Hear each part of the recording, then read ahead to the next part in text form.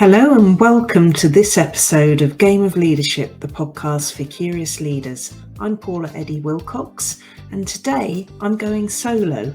This is the episode where we bring together the last 9 episodes and all of the things that our fantastic 3 guests have shared with us: wisdom, curiosity, purpose, leadership, all sorts of things. And you get to decide what's resonated with you most as I share some of the things that have resonated most for me. So I'm really looking forward to sharing this with you, and I'll see you on the other side. Hello and welcome to episode 20 of Game of Leadership, the podcast for curious leaders.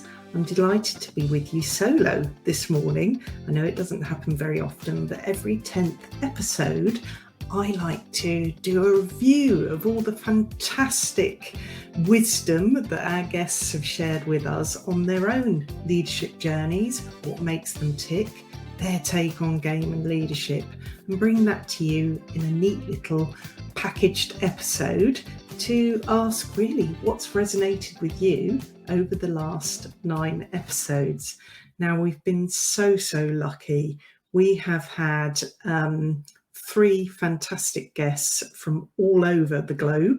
Amy Avagun from the US, we've had Hayley Webb from the UK, and we have had Matteo Gori from Italy. So we truly are reaching far and wide and getting lots of different perspectives on leadership and how that plays out in different cultures, and also,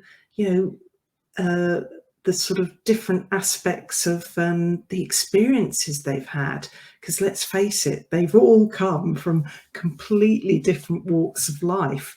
We have Amy, who is an instructional designer by trade, and has spent many years supporting people to deliver the most amazing leadership development and purpose programs to her clients. And she shared so much with us around the chatter in our brains to the wisdom that she brings, and obviously the conversation came around to purpose for the 2 of us as well. And it's just amazing where these conversations have gone. And then we had Matteo, who is a commercial marketing director for Barilla Foods, and again we got onto purpose, but he's very much the curious leader, and we got into all sorts of things with Matteo, and by the way, I'm going to dig into some of all of this in a minute, but he was sort of interested in what had influenced his leadership today, all about engagement in terms of engaging your team members and what that can mean in how you lead, and of course that curiosity piece as well.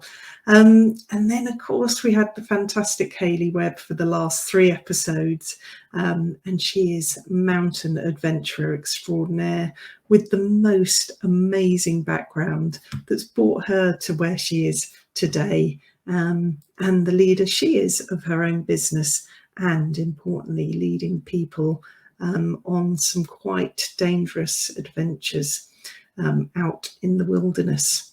So it's been the most amazing journey for me, learning all about these different people and what they're bringing to the subject, I guess, of leadership.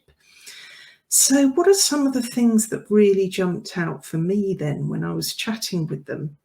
So should we start at the beginning? Because that's always a good place to start. With Amy then, we quickly got into these great conversations about leadership development, her past, and the piece around strengths came up again. And I asked you all in the show notes, when did you know which strength to focus on?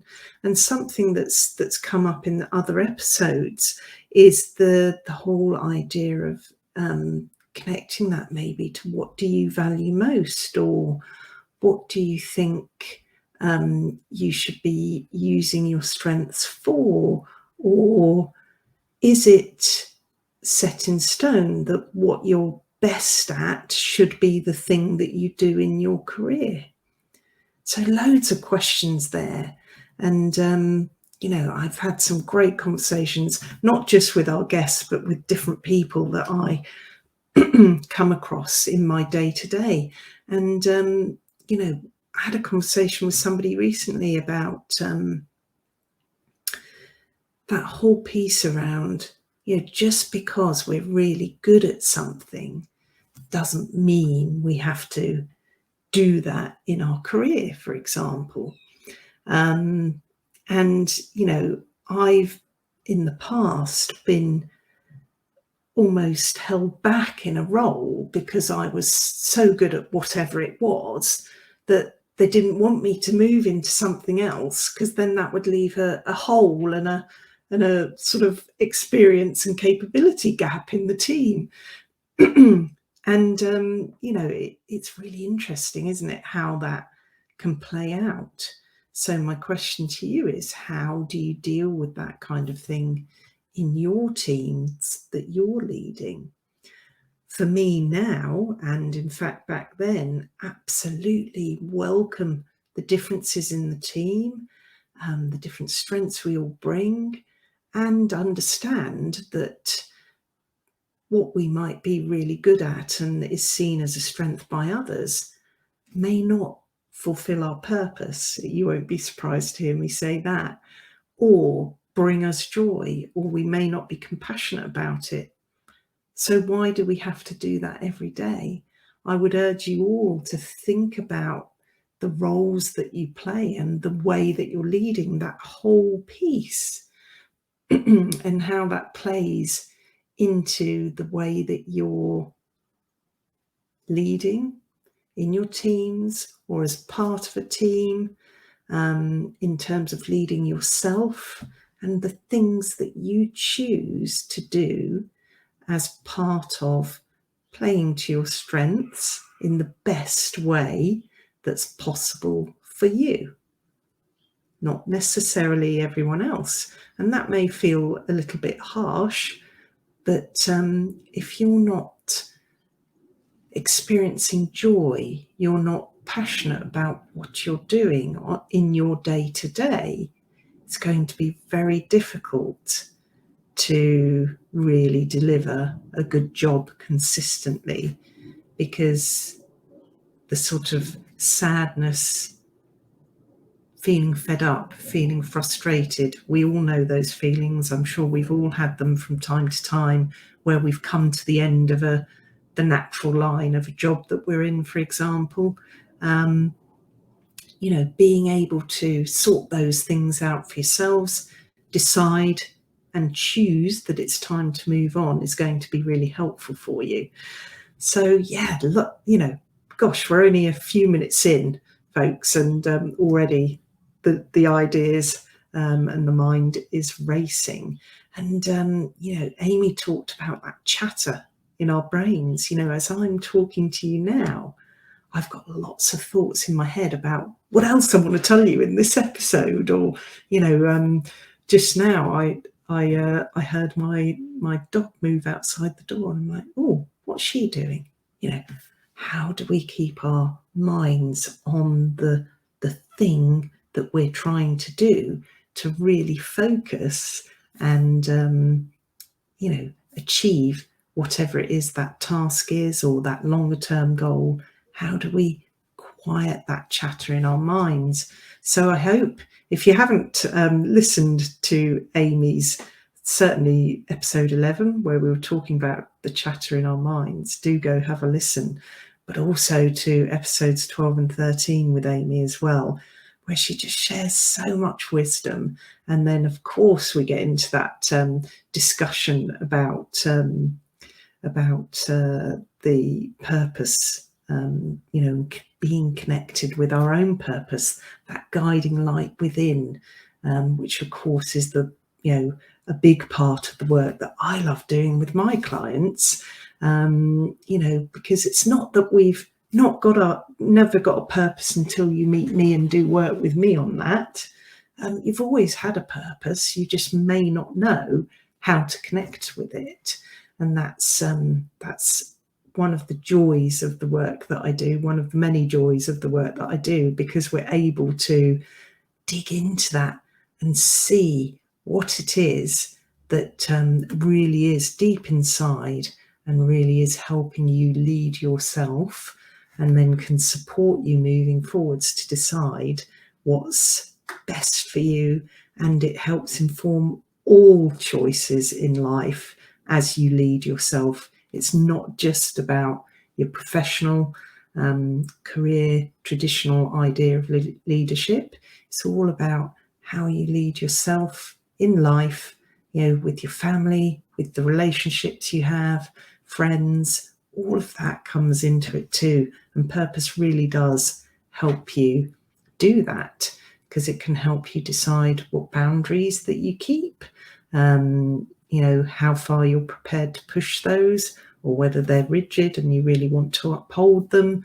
There's so many things that purpose do. So maybe I'll do a whole episode on purpose in the not too distant future. One of the things that came up with Amy in her second episode was all about this idea of grand experiment. When was your last grand experiment that you tried, where you really had no idea what was going to happen, but you wanted to try this thing or achieve this goal, and you kind of jumped in feet first? That doesn't mean you didn't go in, with your eyes open and have an idea of some scenarios that might play out, things like that. I suppose your idea of how risk averse you might be will decide how eyes wide open you go in, or whether you just close your eyes and jump. Everybody's different, and there's no right or wrong answer to this. I suppose I'm a kind of medium risk person. So if I'm thinking, right, I'm going to decide to do something, and I guess starting my own business was my last grand experiment, which thankfully is successful. Actually, no, since then, starting this podcast has been my biggest grand experiment. And I'm pleased to share with all of you that I'm really loving it. And it would seem so are all of you, which I'm absolutely delighted about, because we're not even, are we? Yeah, we're just 2 months in. Goodness me, I had to count then. Just over 2 months in.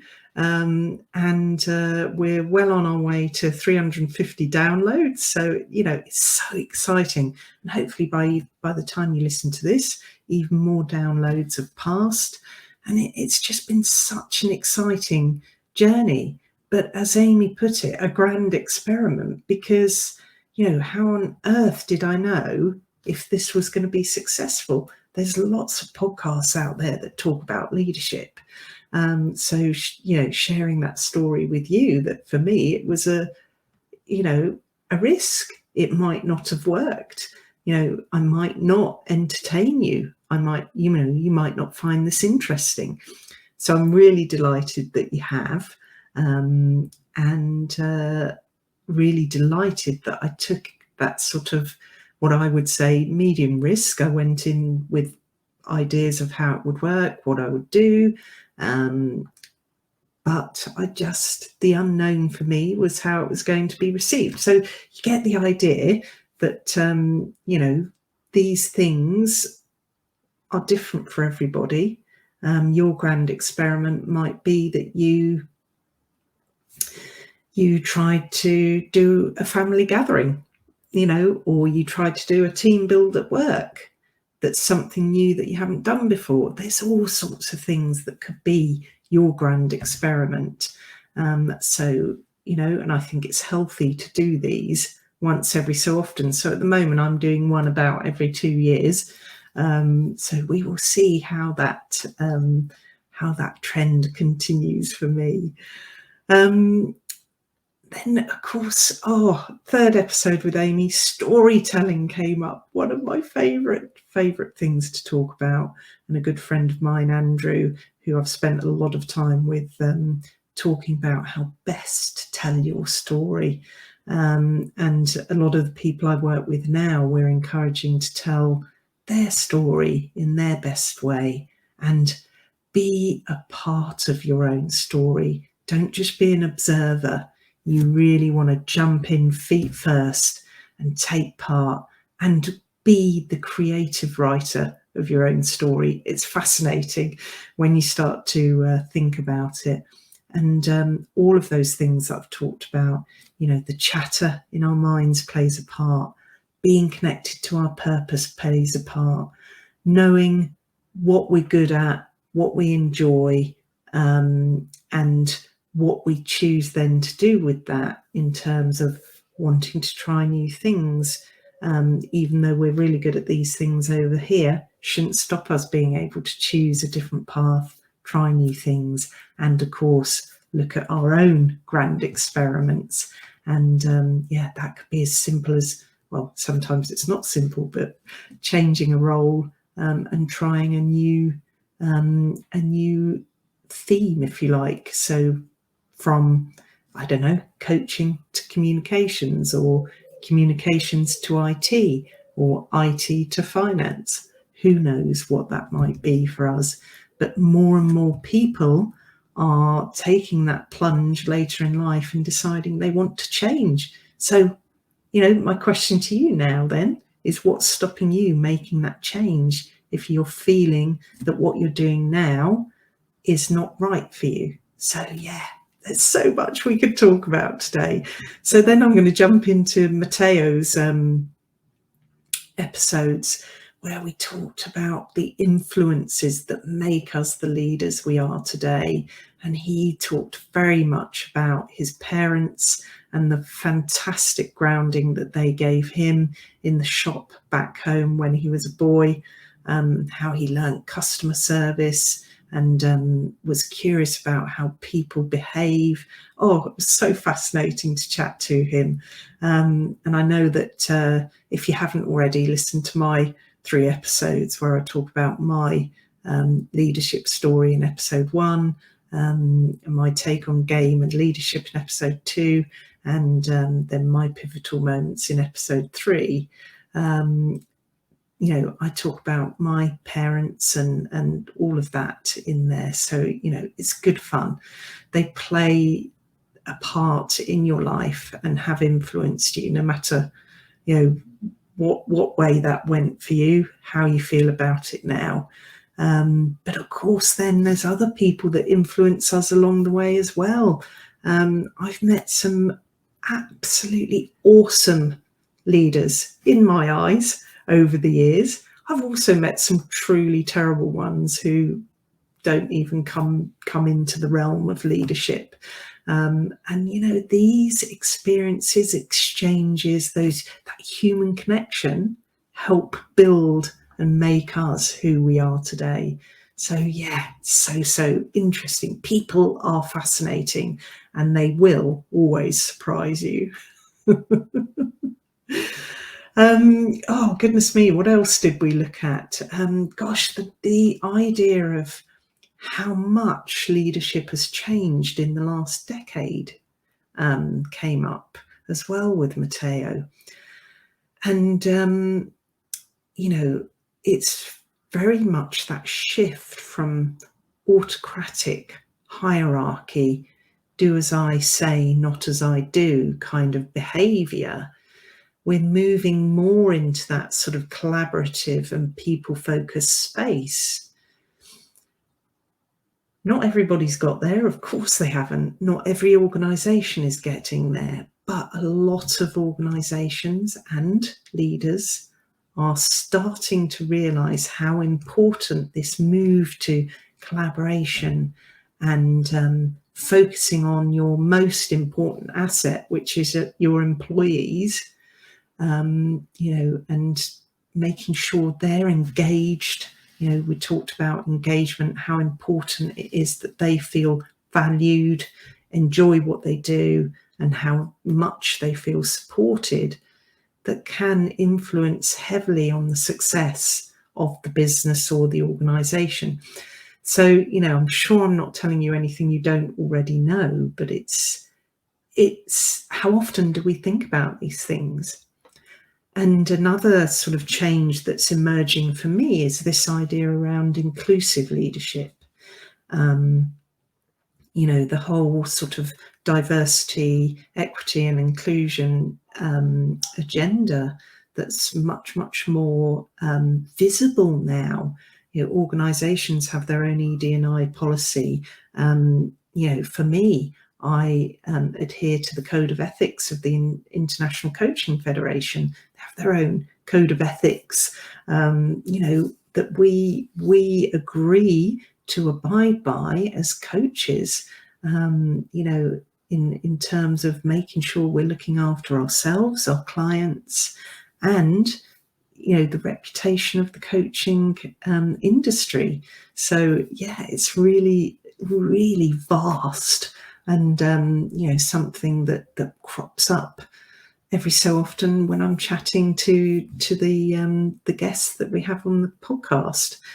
So yes, lots to dig into there for you as well, to think about what's changed for you over the last 10 years in your own leadership. How's all that playing out for you? And then, yes, we mentioned engagement, but how engaging is your leadership for others? It's so interesting in terms of how we see ourselves versus how others perceive us, and choose to interact with us. So that's a whole nother rabbit hole we could go down, but I'll leave that there for you to have a think about. And then Matteo shared the most fascinating team building exercise that he'd done. So if you haven't listened to this, please go and listen to episode 15 with Matteo, where he talks about his take on game and leadership. And this was the scroll of identities, where others are sharing things that resonate with them about you and how you show up. Goodness me, I'm dying to have a go at this with a team of people next time I get the opportunity to work in the sort of team effectiveness or team build space. If you manage to do that with your team, let me know how it goes, because it just sounded really powerful. And I know that Matteo and his team got a lot from it. And I guess another piece that really jumped out for me was it links to the chatter that Amy was talking about. And that's how we make space in our brain to learn new things. And it's hard, isn't it? It's really hard when the complexity of life, all the different things that we have to do, take priority, I guess is the right way to say it. And we're often fighting for brain space to think about something that we need to focus on. We talked about that focus earlier in this episode.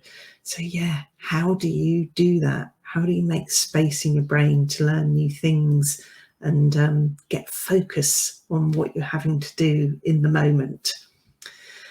And of course, curiosity and purpose came up in bucket loads again with Matteo. It was a pleasure to chat with him. And then we come to Hayley Webb, mountain adventurer extraordinaire.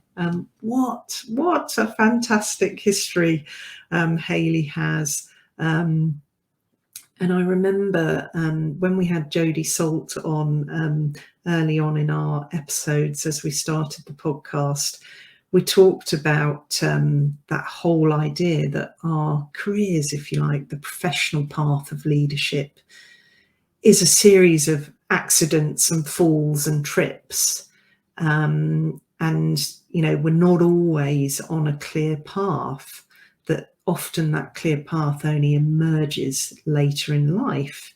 And I guess in a way I could say that for me, that I sort of fell into the things that I've done, and that it's only since probably about 8 years ago that I've really been focused on exactly where I wanted to go, and supporting myself and doing what I can to get myself there. So yeah, a really interesting concept, um, you know, on how you get yourself into where you are. And I know Hayley certainly talked about those. Oh, I didn't even know what I was going to do. I just got this job. I rocked up, didn't meet any of the criteria, and yet they took a chance on her, gave her a job, and turned out she was a great chef. So yeah, these trips, falls, accidents, what I call happy accidents, can lead to all sorts of amazing things. And actually, if that hadn't happened to Hayley, she wouldn't be doing what she's doing today. Certainly the sort of chef part of it, she wouldn't be able to offer the amazing experience, weekends, weeks away, whatever it is you do with her, that she does now. And again, that idea of should we do what we're good at came up again. So, you can see a theme coming through, in terms of the way that even though we're all from vastly different backgrounds, in vastly different industries, playing very different roles in our leadership, there are themes that come through all of that and kind of tie us together, really. That golden thread, if you like, that we're all doing without even realizing, and often without even seeing ourselves as leaders, especially in that more sort of entrepreneurial world where I've often heard people say, oh, the word leadership just really turns me off. I'm not a leader. I'm just running my own business and doing my thing. So everybody sees it differently, don't they? And then this idea of getting the right support around us came up with Hayley. And by that, I mean, that question of when was the last time we paid somebody to help us get through a challenge? And that was really interesting to me because, obviously people pay for coaching to help them get through a challenge. And that's often what I'm helping support my clients with. Is it a really big presentation coming up that they need to prepare for? And they need that thought partnership to help support them and work out what's right to get that right. Is it that they want to be promoted in the same business and they need to understand how they can prepare for that? And again, that thought partnership comes through really strong in those situations. Is it that they've reached a point in their current role and current organisation that they're actually probably at a crossroads?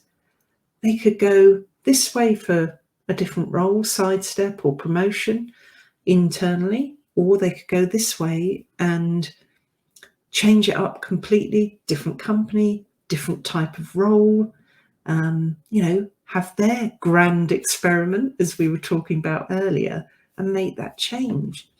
And often at that point of crossroads, it's when people realise that they've not been very connected with their purpose, and that's the point they choose to do that work, so that helps to inform what they do next. This way or this way, or this way or that way. There's all sorts of choices that we can make, and it's so fascinating supporting people and providing that thought partnership and helping them come to their own conclusions and decide what's best for them. And one thing that really made me smile was, what's the most random job you've ever had? And Hayley'd had a few over the years. And I guess I was thinking about my most random job. I'm afraid I'm a bit more a bit more boring in that sense. Depends on your perspective of boring, I suppose. In that I had my first ever sort of job was what was it? The provisions counter in Gateway's supermarket many years ago, because Gateway's doesn't exist anymore. I think it was bought by Safeway, and now Safeway doesn't exist in the UK anymore. Don't know who that was bought by, potentially Walmart, Asda, if you're in the UK. But yeah, interesting the way things progress over the years. But anyway, that was working on the cheese and meats counter is the best way to put that. But that started my customer service journey, being in service of others and learning how to interact with people, how to make them smile and have a little giggle in their day. And then I went on to be, to work in pubs and restaurants, which I absolutely loved. And I guess my most random job title was when I went to work in hotels when I left home, was catering services person. Who thinks of these things? But it gave me such an amazing grounding, working in all the different food and beverage outlets within the hotel. And it was a big London hotel way back when, with over 900 bedrooms. So it was a huge place, a lot to learn, and really a great grounding for who I am today. So yeah, there's always that random job in our past that we've had that just has a massive influence on where we've ended up. And a lovely thing that came up too with Hayley was, what's the one thing that you value most? Whether that be for you personally, in terms of how you show up in your leadership, or whether that's something you value to see in others. For me, I find that what I value most in myself, I also value most in others. And, for those of you that are starting to get to know me a long time, or just as an introduction to those who are just getting to know me now, trust is my top value. It's all about trusting myself to do the right thing, behave in a way that's supportive and considerate of others. And yeah, that do the right thing is a big piece for me. But then that goes the other way too, that I want to be able to trust others, that they'll do the right thing by me, being considerate, kind, thoughtful, supportive, all the things that I like to do for them, I hope that they will give me in return. And I've had this debate with people in the past. I tend to trust before somebody proves me wrong. And somebody said to me, gosh, hasn't that really, made you or put you in a vulnerable position and tripped you up? Actually, no. People really appreciate that approach.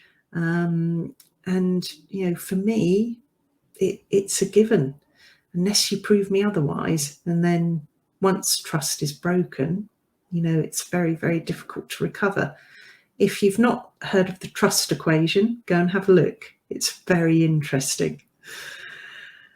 Well, goodness me, I've talked for a lot longer than I intended, because there's just so much in there, folks, the last 9 episodes to unpick. And it's been my pleasure to share the bits that have resonated most with me, really stood out. I hope that you've got lots from today's episode, and that it's been really, really helpful for you.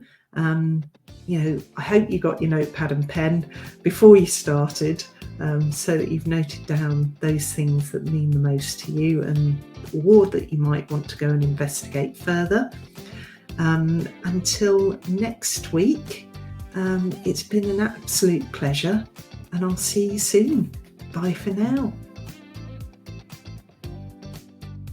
Thank you for joining me for today's episode of Game of Leadership the podcast for curious leaders. I'm Paula Eddie Wilcox, and it's been my pleasure to share what's resonated most for me over the past 9 episodes with our fantastic 3 guests.